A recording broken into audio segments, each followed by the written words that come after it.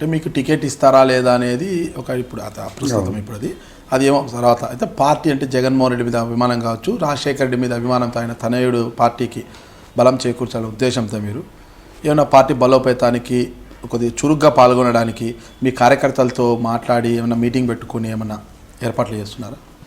అంటే అట్లా కార్యకర్తలతో సమావేశం అంటూ ప్రత్యేకంగా బలోపేతం నా దగ్గరికి వచ్చిన వాళ్ళు చెప్తానే ఉంటారు కానీ మీరు రొటీన్గా, ఎందుకంటే ఆ సంబంధాలు అంత ఈజీగా పోవు. అంటే రాజకీయాలు తెలిసిన వాళ్ళకు కొద్దిగా నియోజకవర్గ స్థాయిలో ఒక గ్రూప్ మెయింటైన్ చేసిన ఆటోమేటిక్గా వాళ్ళ మీద కొన్ని మా మీద నమ్మకం పెట్టుకుంటారు.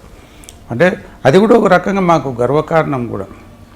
అంటే వాళ్ళకి ఏ సమస్య వచ్చినా నేను గుర్తుకొస్తాను అనేది అది అంత చిన్న విషయం కాదు కదా. ఇప్పుడు మన కుటుంబంలో మనకి ఏదైనా ప్రాబ్లం ఉంటే మన అమ్మో నాయనో లేదా అన్నదమ్ములో ఇట్లా చూస్తాం. అట్లా అది నియోజకవర్గ స్థాయిలో వాళ్ళ సమస్య వచ్చినప్పుడు అన్న మన నాయకుడు ఉన్నాడు అని అది ఆ గుర్తింపు తెచ్చుకోవాలా, అది నిలబడాలా. అది అందరికీ కాదు కదా, కొంతమందికి. మీరు మృదు స్వభావి, ఒక డాక్టర్గా మీకు ప్రజల్లో కూడా మంచి గుడ్ విల్ ఉంది, అంతా బాగానే ఉంది. అయితే 2019లో మీకు టికెట్ రాని పక్షంలో వైసీపీలో జనసేన పార్టీ మొత్తం మీద టికెట్లు కేటాయిస్తే జనసేన పార్టీ క్యాడర్ ఏమన్నా సూచిస్తే జనసేనలోకి వెళ్ళే అవకాశం ఉందంటారా? నేను ఇప్పటికీ కూడా చాలాసార్లు ఫీల్ అవుతా అంట.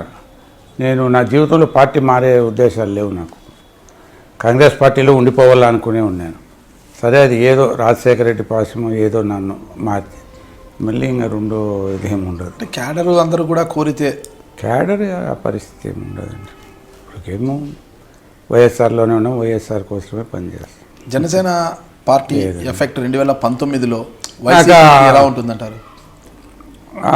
ఇది కూడా లేదండి. జనసేన అంటున్నారు కానీ బట్ ఆ మెచ్యూరిటీ కూడా నాకు ఆయనలో కనపడడం లేదు. జనసేన అధ్యక్షుడు అంటే ఒక సబ్జెక్ట్ మీద మాట్లాడేటప్పుడు కానీ అది బట్ అబ్బాయిని సొంత పార్టీ పెట్టడం నిలదొక్కోవడం అనేది కష్టమే అనిపిస్తుంది.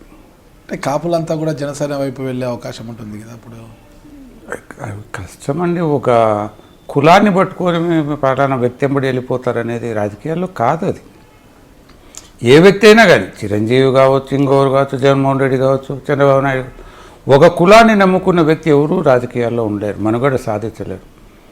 ఒకవేళ కులబలం ఉండొచ్చు 10% 20%, మిగతా అన్ని కులాలు కూడా ఎప్పుడు కలిసి వస్తాయి. అవి నీ పార్టీకి సంబంధించిన సిద్ధాంతాలు ఇంకొక రకంగానూ కలిసి రావాలి. కానీ ఒక కులం పెట్టుకొని ఏదో చేస్తామనుకుంటే అవి సాధ్యం కాని పని. కావచ్చు వ్యక్తిగతంగా నీకేదో ఒక లీడర్షిప్ అనేది ఆపాదించవచ్చు, కానీ రాజకీయాలు చేయాలంటే ఎన్ని కులాలు ఎన్ని సమీకరణాలు ఉంటాయండి రాజకీయాల్లో. గతంతో పోలిస్తే ఇప్పుడు మీకు రాజకీయంగా కొద్దిగా విరామం లభించింది. ఈ విరామ సమయంలో ఇటీవల వ్యవసాయంపై దృష్టి సారించినట్లున్నారు మీరు? అంతే ఏం లేదు, ఇంకా ఖాళీగా ఉన్నాం కదా, ఎందుకు ఏదో ఒకటి వ్యవసాయమో ఇట్లాంటి పనులు చేసుకున్నాం. ఏదైనా నాయకులు పెళ్ళిళ్ళు వాళ్ళకి సంబంధించిన శుభ కార్యక్రమాలు కొన్ని ఏదైనా జరిగినప్పుడు అటెండ్ అవ్వడం పోవడం టచ్ అనేది పెట్టుకుంటూ ఉంటాను. రకరకాలు ఇప్పుడు టీడీపీ వాళ్ళు చేస్తాండి ఈ కక్ష సాధింపు చర్యలతో మాకు ఎప్పుడూ పని ఉండనే ఉంటుంది. ఇప్పుడు వాళ్ళు తినే జన్మభూమి కమిటీల ద్వారా కొంతమంది అర్హులైన వాళ్ళకు కూడా వాళ్ళకి ఏం పెన్షన్లు ఇట్లాంటివి రాకుండా చేయడం ఇట్లాంటివి కొంచెం చదువుతాను. 24 hours ఆడ కూర్చుంటే ఎవరో ఒక సమస్యతో మాకు వస్తూనే ఉంటారు. అంటే కక్ష సాధింపు చర్యలు అంటే ఎలాంటి చర్యలు ఉన్నాయంటారు టీడీపీ నుంచి? ఇప్పుడు పెన్షన్స్ అనేటివి రాజశేఖర రెడ్డి గారు ఉన్నప్పుడు మేమే కొంతమందిని యాక్చువల్గా మేమే చెప్పాం కొన్ని. ఏదైనా వాడు మన పార్టీ జెండాను పీకేసినోడు చించేసినోడు 24 వానికి ఇల్లు వానికి పెన్షన్ అని మేము చెప్పడం జరిగింది. ఈ ఇందిరమ్మ ఇండ్లు ఫస్ట్ లేదు మీకు అర్థం కాలే, ప్రతి ఒక్కరికి మనం సాచురేషన్ పాయింట్ అనేది ఆయన ఎవడూ చెప్పేవాడు. సాచురేషన్ పాయింట్ మనం ప్రతి ఒక్కరికి అర్హత అనేది పార్టీ పరంగా కాదు, కులపరంగా కాదు, పార్టీ ఏది కాదు, ఖచ్చితంగా మనం అందరికీ ఇవ్వాలని. సో అదే ఉద్దేశంతో మేము ఈరోజు కూడా ఎవరు తెలుగుదేశం వాళ్ళు కూడా నన్ను అనేకలేదు, నియోజకవర్గంలో ఒక్కరు కూడా. మేము ప్రతి మీటింగ్లో చెప్తాను అధికారులకు, ప్రతి విలేజ్లోనూ ప్రతి ఇంటికి పోండి, ఒక ఇల్లు మొదలుపెట్టి లాస్ట్ ఇంటి వరకు రాను. ఆ ఇల్లు కాంగ్రెస్ ఉందా తెలుగుదేశం ఉందా అనేది చూడొద్దండి. అర్హులు ఉన్నారా లేదా అంతవరకే చూడండి. అర్హులు ఉంటే పెన్షన్ ఇవ్వండి, కార్డు ఇవ్వండి, ఇల్లు ఇట్లా చెప్తా పోయినాం.